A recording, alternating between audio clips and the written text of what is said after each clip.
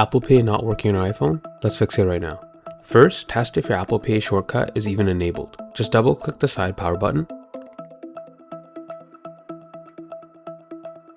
If your digital wallet doesn't instantly pop up, your shortcut settings are likely turned off. To fix this, open iPhone settings, scroll down, and tap on Wallet and Apple Pay. And now tap on Apple Pay defaults. Scroll down and look for double click side button and make sure the toggle is turned on. This is what allows you to quickly bring up your cards at the checkout counter. If the shortcut works but your payment is still declining, the issue is likely the card itself.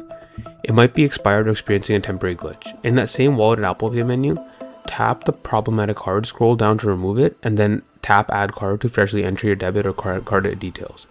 A quick reset of the card usually solves the problem.